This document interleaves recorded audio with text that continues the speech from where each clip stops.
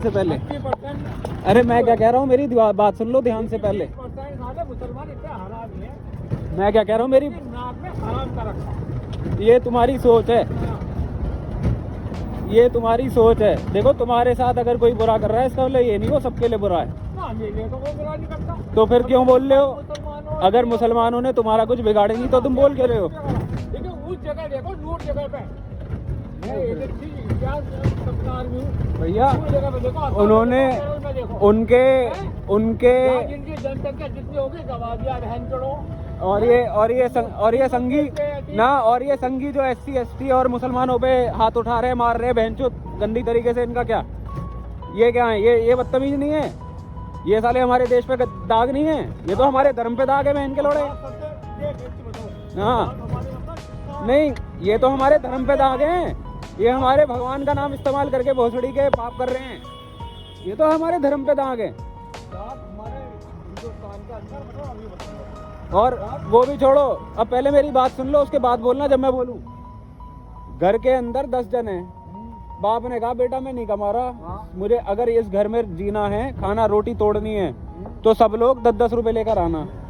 उस 10-10 रुपए 10-10 रुपए कैसे कमाएंगे? अरे पहले यार ये बताओ। अरे साले 2 यार तुमने बात पूरी सुनी नहीं और जवाब दे दिया। देखो मोदी मत बनो, बात सुन लो पहले पूरी। यार 10-10 रुपए 2 जने नहीं कमा रहे हमारे। अब हाई स्कूल ट्रेनिंग है इसकी 15,000 तक नहीं करूँगा मैं। यार चाय की दुकान पर काम कर गया वो, अरे 15,000 रुपए की नौकरी करती उसमें। तो 15,000 अब बताओ, इंटर का छात्र 15,000 की नौकरी कर रहा है जिस देश में एक आम जिंदगी बिताने के लिए।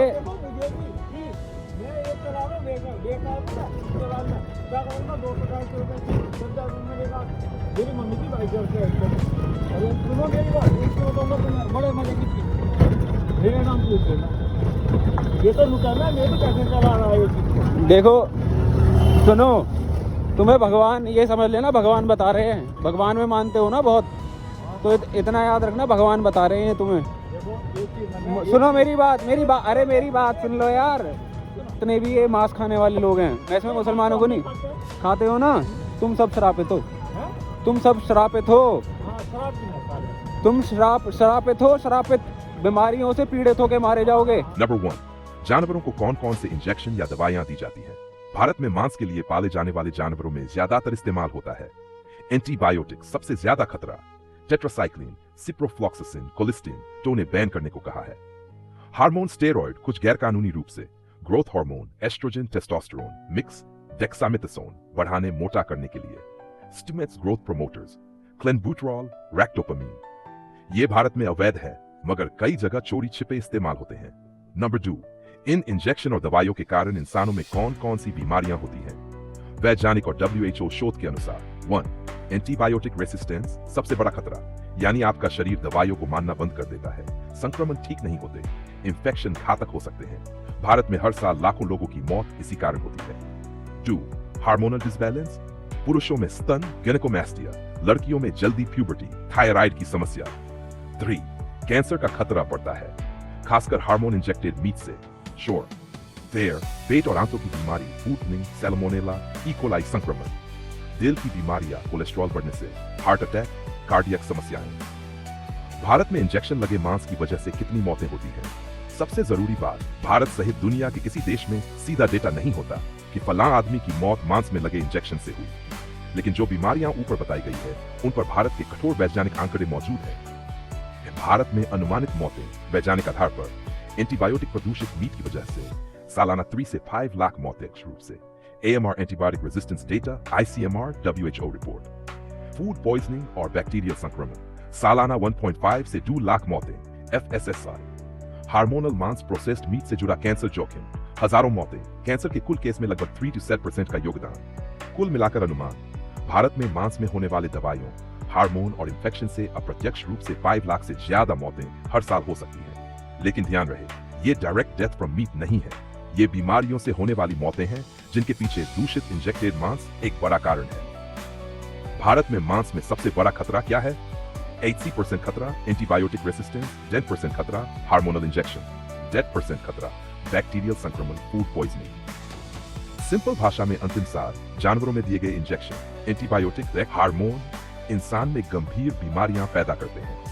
भारत में हर साल लाखों मौतें ऐसी बीमारियों से होती हैं। मांस खाने से मौत नहीं लिखा जाता, लेकिन बीमारियां इन्हीं वजहों से होती हैं। यह समस्या भारत में बहुत बड़ी है क्योंकि मीट इंडस्ट्री में नियंत्रण कम है। देखो, मांस तो कभी मैं भी खाता था, लेकिन जब मुझे इस चीज़ का ज्ञान हुआ तो मैंने छोड़ दिया, क्योंकि मैं जान चुका हूँ karma is a real thing. The same soul that particular मुर्गी is also having, the soul you are having. लेकिन इसका मतलब ये तो नहीं है ना कि जो अभी भी खा रहे हैं उनसे नफरत करी जाए। हम इंसान को सही राह दिखा सकते हैं, लेकिन उससे घृणा नहीं कर सकते। तुम्हारा थोड़ी कुछ बिगाड़ रहा है वो। ठीक है, और यही सत्य है। इस दुनिया में तुम्हें लड़ने की जरूरत नहीं है कभी किसी अपने धर्म का नाम लेके कि हाँ भाई मुसलमानों ने ये कर रखी है, वो कर रखी है। धरती उनकी भी है, तुम्हारी भी है। तुम भी इंसान हो, वो भी इंसान है। उन्होंने भी हमारे देश की आज़ादी के लिए लड़ाई लड़ी है, हमने भी लड़ी है।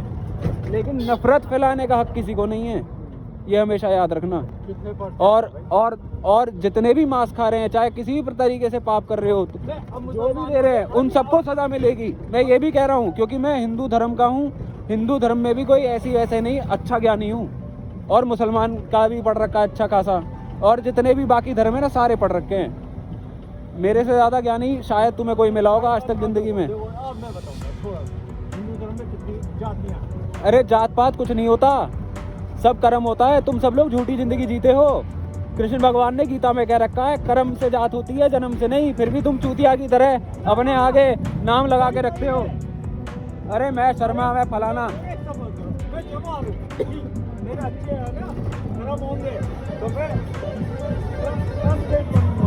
क्या करूँगा? पता नहीं क्या बोल रहे हो, आवाज़ ना आ रही अभी।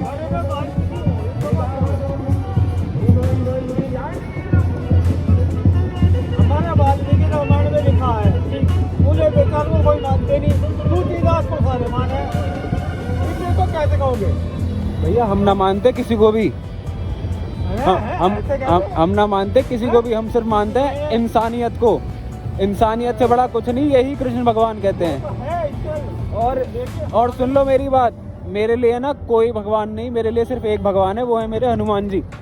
ठीक है ना, मेरे लिए और कोई भगवान है ना कोई। बस बाकी मुझे बस मतलब है अच्छी चीज़ों से, जो भगवान अच्छी बातें करेगा उसको अपन को मानना है। जो नहीं कर रहा भैया बाहर में जाओ।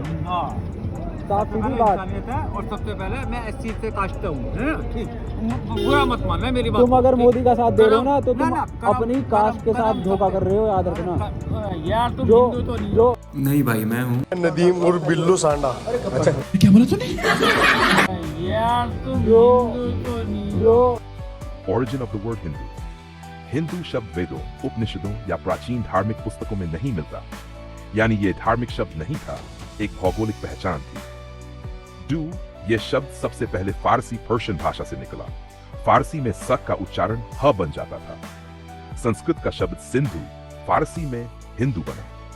सिंधु नदी के पार रहने वाले लोगों को हिंदू कहा गया, यानी यह शब्द सिर्फ इतना मतलब रखता था, सिंधु नदी के इस पार रहने वाले लोग हिंदू। शोर फारसी, यूनानी, मध्य एशिया और अरब के लोग इस इलाके को हिंदुस्तान कहते थे। हिंदू यहाँ के लोग, स्थान भूमि, हिंदुस्तान सिंधु क्षेत्र, भारत की भूमि। 8वीं से 9वीं सदी के बीच हिंदू शब्द भारतीयों के लिए एक बाहरी पहचान के रूप में आम हो गया, यानी बाहर वालों ने हमको हिंदू कहा, हम खुद को नहीं। हिंदू कौन है? Who was considered a Hindu originally? पन, जो भारतीय उपमहाद्वीप में रहता था वह हिंदू था। धर्म देखे बिना वह किसान था, व्यापारी, ब्राह्मण, बौद्ध, जैन सबको हिंदू कहा गया। हिंदू भौगोलिक पहचान न कि एक धर्म, बिल्कुल वैसे जैसे आज भारतीय कहा जाता है। विदेशी यात्रियों के अनुसार हिंदू का मतलब था जो लोग भारत की संस्कृति, भाषा, खान पान, परंपराओं के अनुसार जीते हैं। उस समय भारत में कई रास्ते थे, वैदिक, शैव, शाक्त, बौद्ध, जैन, अजीवक, लोकायत आदि, सबको मिलाकर ही बाहर वाले हिंदू कहते थे। हिंदू धर्म कैसे बना? How Hinduism formed? यह असल में एक दिन में नहीं बल्कि हजारों साल में धीरे धीरे बना। अर्ण वैदिक परंपरा to 600 BCE मूल आधार, एक वेद, यज्ञ, अग्नि उपासना आदि। डे उपनिषद, गीता, दर्शन, विचारधारा का विकास, आत्मा, ब्रह्म, कर्म, मोक्ष जैसे सिद्धांत। बौद्ध और जैन धर्म ने भी भारी प्रभाव डाला। अहिंसा, ध्यान, करुणा, तप का असर बाद में हिंदू धर्म में शामिल हुआ। पुराण काल में ब्रह्मा, विष्णु, महेश जैसी कल्पनाएं विकसित हुई। मध्यकाल में शैव, वैष्णव, नाथ, सूफी भक्ति आंदोलन से हिंदू धर्म का स्वरूप और मजबूत हुआ। 20वीं सदी में यूरोपीय विद्वानों ने पहली बार हिंदुइज्म शब्द गढ़ा। उन्होंने भारत की सभी परंपराओं को एक धर्म मानकर नाम दिया, हिंदुइज्म। धीरे धीरे भारतीयों ने भी इस नाम को अपनाया। आज के समय में हिंदू का मतलब क्या है? 1. जो भारतीय परंपराओं को मानता है, शाक्त, वैष्णव, स्मार्त, आर्य समाज आदि, जो वेद, पुराण, गीता या इनसे निकली परंपराओं का पालन करता है। आज हिंदू एक धार्मिक पहचान है, पर इसका मूल भौगोलिक है। भारत के संविधान में हिंदू में शामिल हैं बौद्ध, जैन, सिख, क्योंकि इनकी मूल जड़ें भारत में हैं। सबसे बेसिक और छोटा सार, हिंदू शब्द फारसी भाषा से आया। सिंधु नदी के इस पार रहने वाले लोगों को हिंदू कहा गया। ये एक धर्म नहीं था, ये एक भौगोलिक और सांस्कृतिक पहचान थी। समय के साथ सारे भारतीय दर्शन, पूजा पद्धतियां और परंपराएं मिलकर हिंदू धर्म बनी। आज हिंदू एक धार्मिक पहचान है, पहले सिर्फ भारत के लोग कहा जाता था। तो भैया देखो, साफ सीधी बात, ना मैं हिंदू हूँ, ना मैं मुस्लिम हूँ, ना मैं बौद्ध हूँ, ना मैं ये क्रिश्चियन हूँ, ना मैं और कोई हूँ। मैं हूँ भैया इंसानियत धर्म को फॉलो करने वाला। सारे धर्मों को मैं मानता हूँ, सबकी इज्जत करता हूँ, लेकिन सिर्फ उन बातों की जो उनके अंदर अच्छी बातें लिखी हुई हैं। बुरा जो भी लिखा हुआ है किसी भी धर्म में, उन सब का मैं खंडन करता हूँ, हमेशा करता रहूँगा। और जो अच्छा लिखा हुआ है, चाहे किसी भी धर्म का हो, उसको मैं फॉलो करने की हमेशा पूरी कोशिश करूँगा। तो ये चीज़ सब लोग जितनी जल्दी समझ जाएं उतना बढ़िया रहेगा, देश के लिए भी, आने वाली जनरेशन के लिए भी, और हाँ, नेचर के लिए भी। जो मायावती उसका साथ दे रही है ना, उसकी अंदर चलोगे? हाँ, अंदर चलेंगे बिल्कुल सरकार। उसकी 6,000 करोड़ की प्रॉपर्टी है। कितने का है? 20 का। 6,000 करोड़ की प्रॉपर्टी बचाने के लिए ऐसा कर रही है वो, याद रखना ये चीज़, कभी इस चक्कर में पड़ना। मायावती हमारी है, ठीक है। हम अरे यार, तुम कब तक ऐसे इस बात में? छोड़ो यार, तुम्हें क्या समझाऊंगा। उधर से ले जाओ इन्हें, उधर से अम्बेडकर इधर से अम्बेडकर का उसमें जाओगे? अरे रुक जाओ।